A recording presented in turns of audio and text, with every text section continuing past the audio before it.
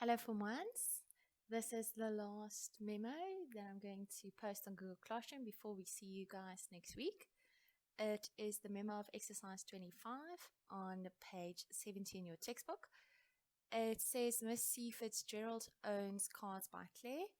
These are her check payments for October 20, and it didn't specify which year, so I just assume it's for 2020. Then it says post the transactions to the cash payments journal.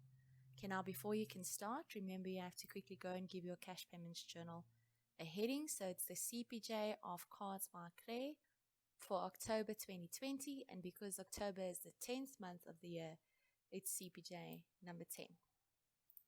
Now the transactions was given to you in a table format. So they gave you all of the dates in the first column. Then they gave you all of the check numbers, which always follow on each other, in the second column.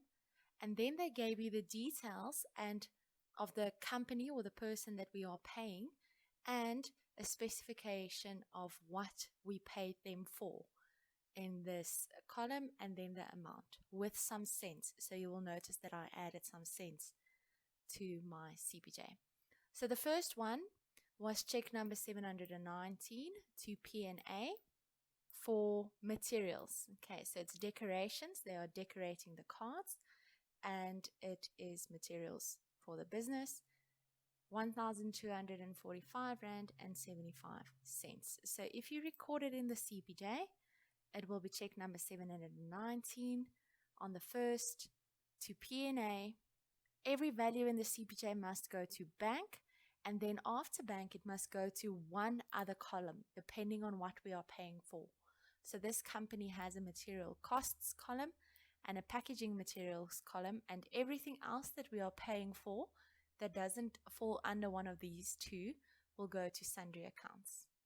For this transaction, we bought decorations, which will be material costs. Now remember, material costs is the costs of all of the materials that we use to actually create or make the product. Okay, then the next transaction was on the 3rd. It's check number 720 to P Print for advertising. Okay, so what advertising is maybe Miss C. Fitzgerald decided to make a little advert and put it up outside her business or on a lamp pole or make flyers to hand out at the robots or whatever, but we just classify it as advertising, which is an expense for the business. 980 Rand. So in the CPJ, it will be check number 720 on the 3rd to P Print. The value must go to bank, but now advertising is not materials or packaging materials, so it can't go to one of these two columns. It must go to sundry accounts, and then you specify that it was for advertising. The next one is also on the 3rd, but in the CPJ, it doesn't matter if we've got more than one transaction on the same day. We treat them all individually as if they all happened on their own date. Okay, so it's check number 721. It was cash. Okay, so we withdrew cash to pay wages to our workers of 2,660 Rand. So it's check number 721. Don't write the 3rd again because it's still on the same day. Remember, whenever we withdraw cash, the details in this column must be cash. Please don't write wages here. The value of 2,660 must go to bank. I want you to notice that even though we had two transactions on the same day, the amounts went to bank individually. Okay, so in the CPJ, we don't add them together if it's on the same day or anything funny. It's easier than the CRJ. And then wages won't go to material costs or packaging materials. It will go to sundry accounts, and you write wages. Then the next transaction on the 9th, we issued check number 722 to R. Ryan for rent. Now, if we issue a check, it means that we are paying rent. So this rent will be an expense to the business, 4,350 Rand. So in the CPJ, it's check number 722 on the 9th we are paying R. Ryan. The value must go to bank, and it will go to sundry accounts as rent expense. The reason why I highlighted the word expense is because you will be penalized if you don't specify that it's a rent expense. Okay. The reason why we're so strict is because a company can also earn rent income. There's also an account like that. So we want you to be specific.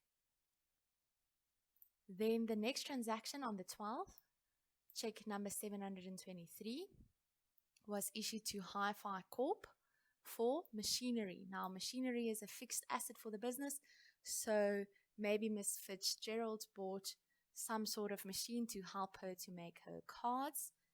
Okay, 4,835 Rand. So in the CPJ, it will be check number 723 on the 12th to Hi-Fi Corp.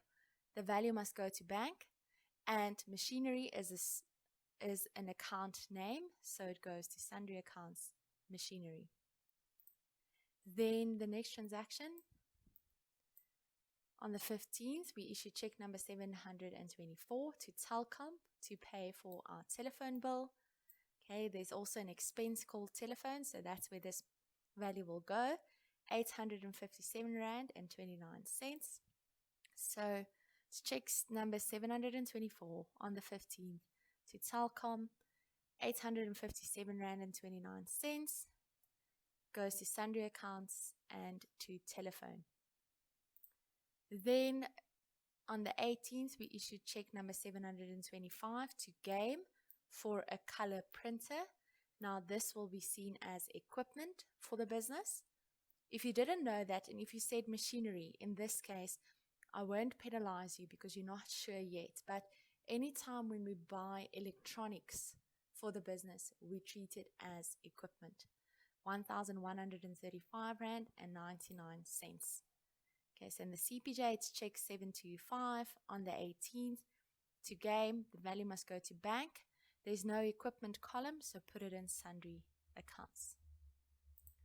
Then on the 24th, check number 726 was once again, we withdrew cash to pay the wages of our workers, 2,660 Rand. Okay, now remember, the details, whenever we withdraw cash, will be cash in this column. Please don't write wages here. The value must go to bank.